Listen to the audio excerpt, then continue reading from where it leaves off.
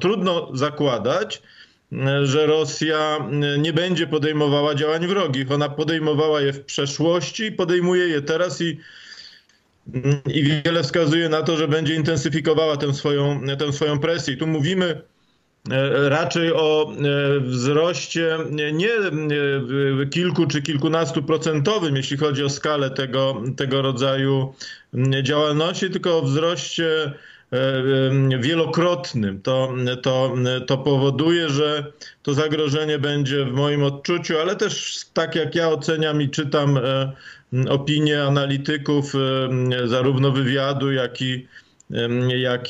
jak i cywilnych ekspertów, którzy się przecież wypowiadają publicznie, to oni też uważają, że należy liczyć się ze wzrostem tego zagrożenia. W związku z tym wszyscy ci, którzy mówią, że jak nie będziemy się angażować na Ukrainie, to Rosja, znana przecież, no to nie ma co tego kwestionować z faktu, że jest państwem uprawiającym politykę pokojową. Mówię to z ironią oczywistą, iż Rosja nas zostawi w spokoju. No, myślę, że uprawiają politykę życzeniową, a na pewno na poziomie państwowym nie można budować strategii ani myślenia o polityce w oparciu o scenariusz jakoś to będzie, albo scenariusz brania pod uwagę tylko najlepszej ewentualności. To jest bardzo ryzykowne w moim odczuciu. Ale te założenia, o których pan mówił, to one jeszcze obejmują drugi element, na który też warto zwrócić uwagę, bo my uważamy, iż Ukraina wojnę wygra, a jest przynajmniej, ma widoki na zwycięstwo w tej wojnie, jest na dobrej drodze. Natomiast choćby z dokumentów analitycznych, które zostały ujawnione w ramach tego ostatniego dużego wycieku źródeł amerykańskich, z amerykańskich służb specjalnych i raportów analitycznych sporządzanych na użytek Pentagonu i szefa połączonych sztabów, wcale nie wynika taki obraz. Tam raczej jest dość ostrożne podejście i raczej jest uważany za najpoważniejszy scenariusz tego rodzaju, że przedłużająca się wojna jest wojną wyniszczającą dla Ukrainy, a w związku z tym osłabiającą to państwo. To jest zupełnie inny scenariusz niż scenariusz zwycięstwa w wojnie, bo to są zupełnie też inne zagrożenia. Więc choćby z tego powodu też należy myśleć, jak należy się zachować i jak w przyszłości, w ciągu najbliższych kilku miesięcy i w dłuższej perspektywie, jaką politykę uprawiać. To też implikuje pytania już zupełnie zasadnicze, na które będą musiały być udzielone odpowiedzi na najbliższym szczycie NATO w Wilnie w lipcu tego roku, a mianowicie system bezpieczeństwa również obejmujący Ukrainę. Tutaj, jeżeli byśmy mieli identyfikować pewne blokady o charakterze politycznym, to nie kwestionując pewnego sceptycyzmu w Berlinie i w Paryżu co do natowskiej perspektywy Ukrainy, wydaje się, że jedną z głównych blokad znaleźlibyśmy w Waszyngtonie. Bo dzisiaj to jeszcze Stany Zjednoczone nie podjęły decyzji. To już nawet nie jest kwestia przyjęcia Ukrainy do Paktu Północnoatlantyckiego, tylko to jest nawet kwestia zarysowania pewnej perspektywy członkostwa. Innej niż tylko podkreślanie, iż NATO trzyma się zasady polityki otwartych drzwi, bo polityka otwartych drzwi to w gruncie rzeczy w przypadku Ukrainy, ale nie tylko, oznacza powtórzenie tego, co było sformułowane w 2008 roku w Bukareszcie. Minęło już sporo lat i ta polityka nie doprowadziła do wzrostu bezpieczeństwa ani Ukrainy, ani Gruzji, bo wtedy to pod adresem tych państw były te deklaracje formułowane. A dzisiaj w związku z tym trzeba coś więcej. Tylko problem, tak przynajmniej wynika z publikacji, no choćby w dzienniku Financial Times, którego dziennikarze rozmawiali z wysokiej rangą urzędnikami amerykańskimi, którzy anonimowo mówili, że tego rodzaju deklaracje szczytu NATO w Waszyngtonie są uznawane jako potencjalnie eskalacyjne.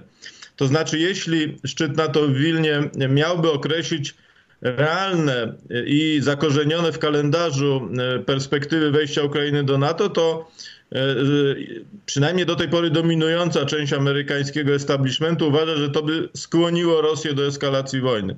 I to jest podstawowy problem, dlatego że państwa Europy Środkowej opowiadają się za jednoznacznym nakreśleniem tego scenariusza, nawet jeśli byśmy, no bo musimy działać racjonalnie i myśleć racjonalnie, znaczy perspektywa natychmiastowego przyjęcia Ukrainy do NATO jest dość oddalona. Natomiast czym innym jest przyjęcie szybkie Ukrainy do NATO, a czym innym jest określenie tego scenariusza przyjmowania Ukrainy do NATO, takiego, który jest wiarygodnym i budzącym zaufanie również strony ukraińskiej. No to tutaj mamy do czynienia ze znaczącą różnicą zdań. Państwa Europy Środkowej, też i Skandynawowie, Bałtowie, mamy przecież w tej sprawie uchwałę Sejmu Litwy, opowiadają się za właśnie nakreśleniem takiego scenariusza przyjmowania Ukrainy do NATO. Natomiast Stany Zjednoczone, państwa Europy Zachodniej są bardzo ostrożne w tym obszarze. I to jest pewien, nazwijmy to, problem polityczny, który powinien być przezwyciężony i to dość szybko. Wydaje się, że te dyskusje trwają. Ta aktywność dyplomatyczna Polski, podróże premiera Morawieckiego, prezydenta Dudy, ale również aktywność innych przedstawicieli państw regionu, w tym i decyzje podejmowane, no takie jak chociażby decyzja sprzed 2 dni władz Rumunii o zakupie amerykańskich myśliwców F-35. No one wszystkie mają w konsekwencji właśnie doprowadzić do przesunięcia tego punktu ciężkości, to znaczy do skłonienia głównie Stanów Zjednoczonych do podjęcia decyzji o jakiejś perspektywie członkowskiej Ukrainy w NATO. Dlaczego ta perspektywa jest ważna? No dlatego, że na czas przejściowy, i o tym też mówią przedstawiciele Ukrainy w sposób dość wyraźny, Stany Zjednoczone powinny udzielić Ukrainie gwarancji bezpieczeństwa. No, tak jak udzieliły Finlandii i Szwecji. Stany Zjednoczone i Wielka Brytania w przypadku tych 2 państw udzieliła gwarancji bezpieczeństwa i Ukraina uważa, że podobna konstrukcja na czas przejściowy, dzisiaj nie wiemy, czy ten czas przejściowy to będzie rok czy 10 lat, powinna też być skonstruowana. No i dzisiaj w gruncie rzeczy, tak jak ja obserwuję scenę dyplomatyczną, to trwają bardzo intensywne już na ten temat rozmowy, prace, no bo to się oczywiście wiąże z drugą kwestią, czyli też z kwestią perspektywy zakończenia wojny na Ukrainie. Tu te dwa elementy się w sposób oczywisty łączą. W Ameryce oczywiście wydaje się, przynajmniej obecnie, że szczególnie jeśli chodzi o elektorat republikański, ta, powiedziałbym, skłonność określana mianem izolacjonistycznym uzyskuje pewną przewagę.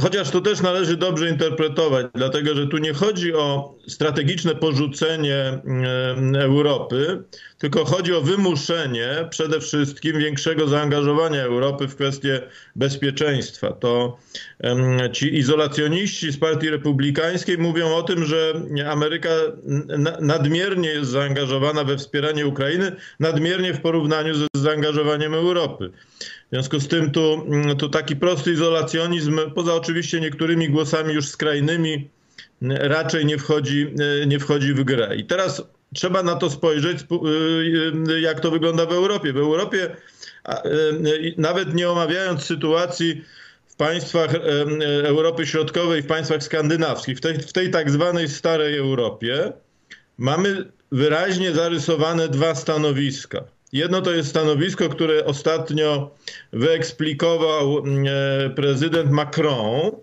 mówiąc o tej, czy wracając do tej koncepcji suwerenności strategicznej Europy, jako pewnego wariantu w gruncie rzeczy wizji polityki balansowania, czyli pewnego równego dystansu, a nawet jeśli nierównego, to dystansu jednak między Chinami a Stanami Zjednoczonymi. To Macron dość wyraźnie mówił. I w gruncie rzeczy podobną wizję prezentują politycy z państw Beneluxu, może poza wyjątkiem Holandii i na przykład premier Sanchez z Hiszpanii. Tutaj główną kwestią jest oczywiście relacja do Europa-Chiny.